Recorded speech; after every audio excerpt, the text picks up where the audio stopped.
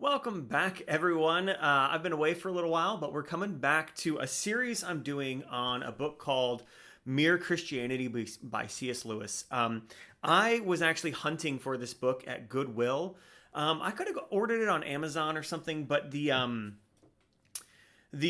joy for me and my wife, we love to go to Goodwill and bargain shop. We bought a cheap DVD player and we've been buying DVDs and building our collection. It's just something we do to get out of the house while staying out of the Phoenix heat. And it's been fun. They've been fun little hunts. And so I've been searching for this book for a lot of reasons. It's been one I've wanted for my collection for a while. And instead of just doing the easy thing and getting it on Amazon, we went looking at all the Goodwills, finding a bunch of deals. And finally, my wife found this book. And I got it for like $2, which is crazy when you consider what a classic this is. But it's interesting. It's so sad that books like this are so cheap when they're so valuable. I would say this is one of the most valuable books that you could possibly own. C.S. Lewis wrote this book coming out of World War II and dealing with the Nazis. And it was written at a time where people are talking about evolution and Darwin and Freud and human nature. And people are really grappling with these existential problem of evil, just human nature, all of that. So C.S. Lewis is a fantastic theologian. And that being said, I've been away for a little while because I've been tired. I've been exhausted. I usually use this channel to upload some sermons and stuff. I haven't been preaching because I resigned from my job as a youth pastor at a local Lutheran church, mainly because I'm not Lutheran. I just wasn't a good fit for what they wanted. I also think that they wanted to kind of be like the Starbucks of Lutheran churches. I think they wanted to be like mass marketable, I just don't think that's a good move for a Lutheran church anyways. So my vision and their vision weren't aligning. And so we parted ways. And since then I've been on the job hunt and I've been applying for churches. Some Jehovah's Witnesses knocked at my door and I started this series on why I can't be a Jehovah's Witness, just as a way to really explain why I'm not a good sale for them. Essentially, if they want to close the sale, they're never going to close with me, but we can talk theology as the day is long. I'll always love doing it. Which led me to Mormonism, why I can't be a Mormon. I thought, well, they knock on doors too. People loved hearing about why I can't be a Jehovah's Witness. Let me do Mormonism. And then I thought, well, Catholicism is something I've always wanted to dip my toe into as to why I can't be Catholic. I have a lot of reasons, but Catholic people don't knock on my door. They don't stand on the street corner. And so I never really get to interact with them. So I started having these interactions with another YouTube channel called Catholicism Wow. And it's been just a breath of fresh air. And here's what I didn't like about my Why I Can't Be series. I think it was important. And I had planned why I can't be Reformed and why I can't be these other things. But I found that with each one of them, I kind of tore down another camp a little bit more. And some of those camps, in my opinion, deserve to be torn down. We should tear down the Jehovah's Witness camp. We should tear down the Mormon camp. But with Catholicism, I disagree with the magisterium. I disagree with some of their church history and some of their theology, but I don't really want to tear them down. If someone's going to Catholic Mass, I really don't have any stones to throw at them. I don't feel like I should submit to their authority, the popes, the papal authority, magisterium. I don't see any need for that in my life. But beyond that, they're free to have their theology. I would love to read some Catholic theology books. I've listened to Catholic theologians give lectures, and I found them really rewarding. So I just found myself in this combative state where I didn't really want to fight people. I just kind of wanted to clarify my beliefs. And then I had some great people asking, well, what are your beliefs? What denomination are you? And I was on a podcast with Catholicism Wow. He had me on there. It was really cool to be able to do that. And And we had both hoped that we could talk more about nerdy things. I've got some nerdy stuff on my shelf, some Warhammer, Thor's Hammer, comic books, stuff like that. And we were hoping to kind of nerd out together, but we both just love theology. We talked so much about theology. We talked for 2.5 hours and never left any time for the nerdy stuff. These past few weeks, I've been making content for a gaming channel that I share with my brother. Nothing serious, just fun, playing games, releasing videos, doing stuff we love. Because I needed a break. I needed a breath from all of this contention amongst denominations and other religions. And I was pursuing an opportunity with an organization that was questioning me on affirming theology. So that got me into, and then with Pride Month, June, that got me into Matthew Vines's book, God and the Gay Christian, and trans theology, and all of these things. I found myself surrounded on all sides by contention. And more I was yearning for this book, which I've heard about. Many of the people on my shelf have referenced this book and other books that C.S. Lewis has written. And so this has been a book that's been calling to me. I really love an apologist. His name escapes me. Oh no, William Lane Craig. I almost forgot it. William Lane Craig. I love him. And when questioned why he's not Catholic and why he doesn't, speak more either for or against Catholicism, he referenced this book and he said he's more interested in mere Christianity. What this book does is this book talks about what unites Christians, what unites us as Christian brothers and sisters. And that's actually what I wanted. I wanted more of a heart of unity. And so I've been reading this book, and so I thought we'd do a series talking about this book. And so this is kind of our introduction video to it, but I will also cover, it's short enough. I'm going to cover, this book is broken up into 4 books. It's broken up into book 1, 2, 3, and 4. And the first book is how far I've read so far, which is where C.S. Lewis, in his first book, he is talking about basically right and wrong as a clue to the meaning of the universe. Book 1, right and wrong as a clue to the meaning of the universe. And C.S. Lewis begins to talk about this law of decency, the law of human nature, which he also calls the law of decency. He spends a lot of time in this first mini book within his book talking about the law of gravity versus the law of human nature, the law of decency. He says when you drop a stone, it falls. It has to fall. He says we are subject to laws like this. If we jump off a cliff, we will fall. It's not a choice. He says there's this law, though, of all the laws, this is the law that we can break, the law of human nature, the law of decency. And he spends a lot of time talking about, or some sentences, talking about the Nazis and contemplating what was going on in Auschwitz and what was going on with the Jews in Germany and just the horrible atrocities that the Nazis were committing. And you can tell he's really sitting in that. And as someone who fought as a soldier in that kind of war, like he was actually on the front lines in combat, I just feel like his voice is one that we should listen to. And so Lewis argues that there's a universal moral law, which he calls the law of human nature, or the moral law, the law of human decency. And he says that this law is known to dictate what is right and what is wrong. And he says, despite differences between cultures and times, the principles of this law remain consistent. He says that people often, in fact, always fail to live up to this law. And it shows that there's a standard to individual preferences. And so it's interesting. I have found myself buried in a myriad of controversies. It's interesting. People have said a common comment on my videos is, well, you're a Christian pastor, so of course, you have a lot to gain from thinking these things and doing these things. And the reality is that is comical. That is hilarious. Being a Christian pastor has been some of the most painful, terrible things that have ever happened to me. I'd have to say the worst thing for my health has been becoming a Christian pastor.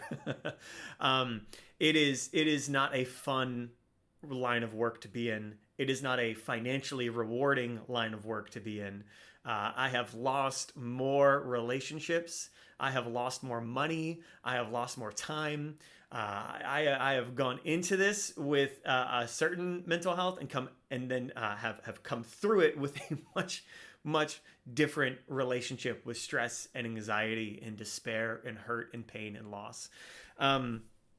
But so it doesn't behoove me to do this. And C.S. Lewis mentions this in his section. He talks about the law is inconvenient, that doing the right thing is inconvenient to us, that we have this herd mentality that's built into us, that when we hear someone crying out for help, there's a herd mentality that naturally like says, hey, go help that person. But he also says there's a mentality, a nature of self-preservation that says, stay out of trouble, all right, don't get involved. But when deciding between these, that the law of human decency, the law of human nature that's impressed upon us, calls us to help the individual. And he answers. He has a chapter 2. It's called Some Objections, and he talks about the objections that people might raise. And one of the objections he focuses on is he talks about people saying, well, this is just the Western civilization law, and that there's many ancient ancient historical cultures that had much different moral laws than us. And he says to a degree, but he says, find me a culture that champions cowardice. Find me a culture that says the honorable thing to do is to run away from combat. Find me a culture that champions and basically heaps accolades. I'm struggling to remember his actual words, but champions traitors. You betray your fellow man, that's good. That's our hero. Like, we have this myth in our culture of this great Benedict Arnold, this great traitor to it doesn't exist. And so he says, when you study Egyptian and Greek culture and other older cultures, he says what you find is that they're all very similar in their view on virtues and right and wrong and morality. And so whereas they might have some atrocities within their religion or what they've done, like historically as a culture, he says that generally though, like the aspects of their nature and their virtue and their gods are going to be very common, very baseline, shared amongst all other people. Now, C.S. Lewis does end his book, this first book, in chapter 4, which where is it? Here. He says, do not think I'm going farther than I really am. I am not yet within 100 miles of the God of Christian theology. Right? He says, all I have got to is something which is directing the universe. So he admits he's going to get into it. In fact, his very famous Lewis trilemma, I believe, shows up in this book. But right now, he's not talking about the Christian God. He's just talking about a cognizant force that is that places moral injunctions upon us. And so he's building a case to say it's not just random matter and atoms out there in the universe, kind of building within us this semblance of a social construct. But there is a force behind that. That is actually saying this is right, this is wrong, this is what we ought do, this is what we should not do. So, I found this to be a really compelling introduction to the case study he's bringing up for us in Mere Christianity.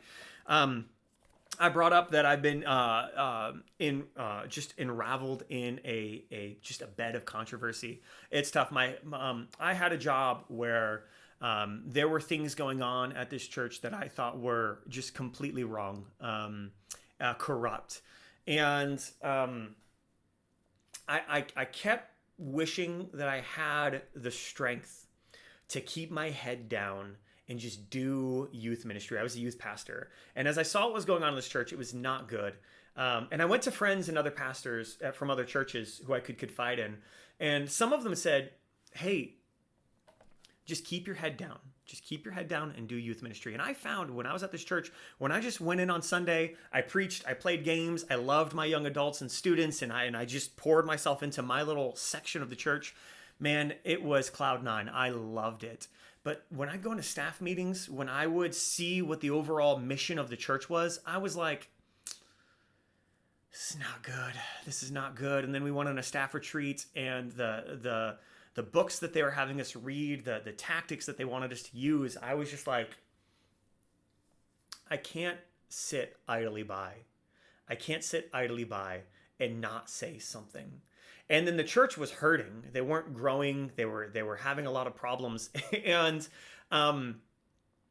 then they'd be like, we're not we're not growing. We're having problems. Here's how we're going to fix it. And I'm like, this is not how Christians act. This is not how Christians, and I couldn't help but think, this is why your church is hurting, because you're violating what we are called to do as a church, and you're trying to use these secular business strategies and these other things. And I was like, dude, just be a good church. Like, just love people, just focus on them. And I looked at the way they treated their congregants, and they weren't discipling them, they weren't loving them, and so they were leaving. And they're like, why are all these people leaving?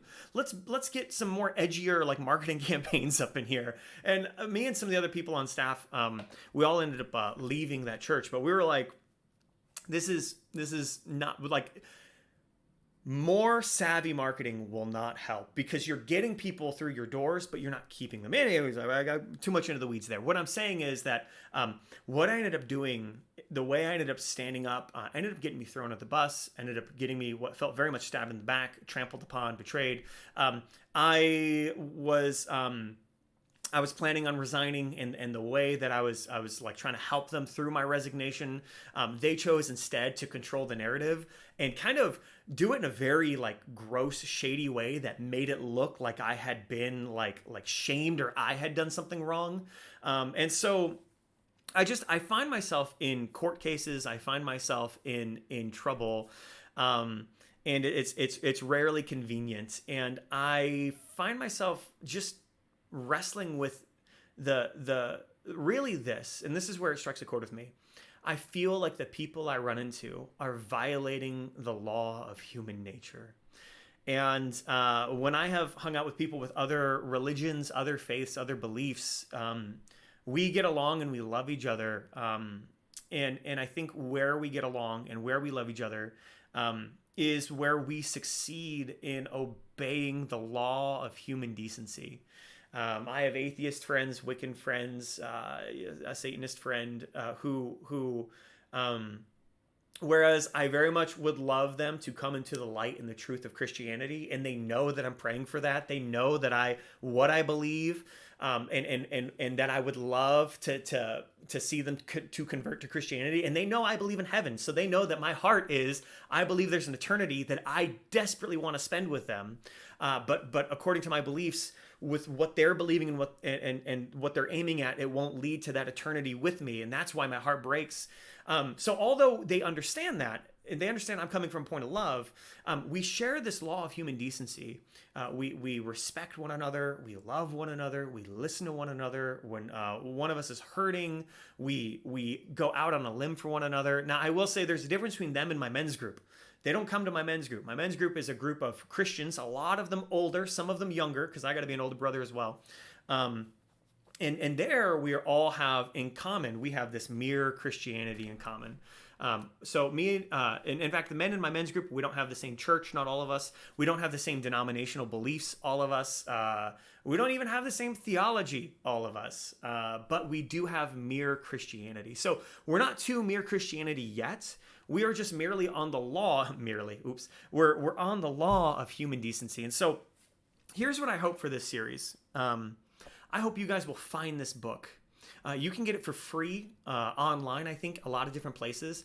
You can listen to it for free on YouTube, audiobooks. The age of this book, I think, has put it into open source, common law, common domain, open domain. The word escapes me, but it's so old, I think that it's public domain. I think anyone is allowed to have access to it. But getting yourself a print copy, I think, is awesome. If you can just, it's a few bucks. If you could spend the $10, the $5, the $2 if you find it at Goodwill, and read it with me. I hope that you guys will all join me in our little book study here. I think this book is so important. But this has just been my reaction to the first section of the book. It's 4 sections, so this is section 1. And this book has been restorative to my soul, as someone who has just been weighing like, man, why do people keep violating the law of human decency with me? They ought to know better. This book has been really good for it. I will say that it is helping to retrain my brain. I can't help but already be thinking in like combative terms when reading this book. I look at C.S. Lewis talks a lot about free will, and he's going to talk more about free will in the chapters to come. And part of me is just wired to be like, well, Reformed theology would not agree with that. Like, they're not mere Christians. And so I'm trying to retrain my heart, because I hope that through this book, I'm looking for like who is all on the same team, instead of thinking who's not on my team, which is, I think, what my last series really got me into, is who's not on my team. So if you want to know my denominational beliefs, what I'm really championing, what I really want to fight for, I keep grabbing the book. I want to fight for mere Christianity. That's what I want to champion. That's what I want to fight for. I don't want to throw stones at all the other religions, unless they're violating the law of human decency. I would love to, but we'll spend some time still in the future talking about other theologies. I think they're rich, robust conversations.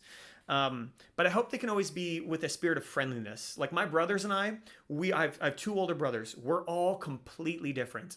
And so when we discuss our differences, it's with a heart of brotherhood, not hate and fighting each other. They're always going to be my brothers. So when we explore our differences, it's a friendly conversation. And that's what I always hope it can be when I'm talking about Catholicism or Reformed theology or something like that. I hope it can be a friendly conversation, and that we can always keep in our hearts mere Christianity. And I hope to fully understand what that is by the time I get to the end of this book. Thank you guys for joining me, and if you guys have been enjoying this as well, I hope you'll tune in for the next entry, where we're going to talk about Book 2, and a little tease on Book 2. What is that? That's going to be What Christians Believe. So the first one is Right and Wrong as a Clue to the Meaning of the Universe, and the second one is What Christians Believe. And I think what's really important is he ends with a little excerpt on this book, and I want to close with it. So I'm going to close with his little excerpt. He says, note, in order to keep this section short enough when it was given on the air, because apparently he gave this on a radio broadcast first, I mentioned only the materialist view and the religious view, talking about the materialist view versus the religious view of a creator. But to be complete, I ought to mention in the in-between view called life force philosophy, or creative evolution, or emergent evolution. The wittiest expositions of it come in the works of Bernard Shaw, but the most profound ones in those of Bergson. People who hold this view say that the small variation by which life on this planet evolved from the lowest forms of man were not due to chance, but to the striving of purposiveness of a life force. We see this with a lot of people, to say that our sociology, our social constructs are more just a means of evolution. But this is saying that there's a dispersonal kind of open deism force behind all of this that is choosing who succeeds and who doesn't, which sounds almost Christian, but I like what he says, which is I like when he ends. He says, I was going to try not to read the whole thing, but it's really in there. What is so he says, one reason why many people find creative evolution so attractive is that it gives one much of emotional comfort of believing in God and none of the less pleasant consequences. When you are feeling fit and the sun is shining and you do not want to believe that the whole universe is a mere mechanical dance of atoms, it is nice to be able to think of this great mysterious force rolling on through the centuries and carrying you on its crest. Sounds good. He says, if on the other hand, you want to do something rather shabby, the life force, being only a blind force with no morals and no mind, will never interfere with you like the troublesome God we learned about when we were children.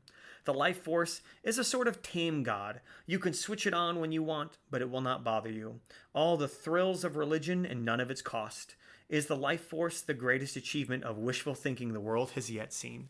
I just thought that was important. We get some of that in with Jordan Peterson, though I think in Jordan Peterson's more recent works, I think he's come to a more traditional Christianity. But Jordan Peterson definitely, in his beginning rumblings of his theological work, he definitely was one of what C.S. Lewis is warning us of at the end of the chapter. So I just thought it was a useful warning. C.S. Lewis wanted to end on that note, so in honor of him, I will end on that note. So anyways, guys, I'll catch you on the next one. It's been so much fun. Bye.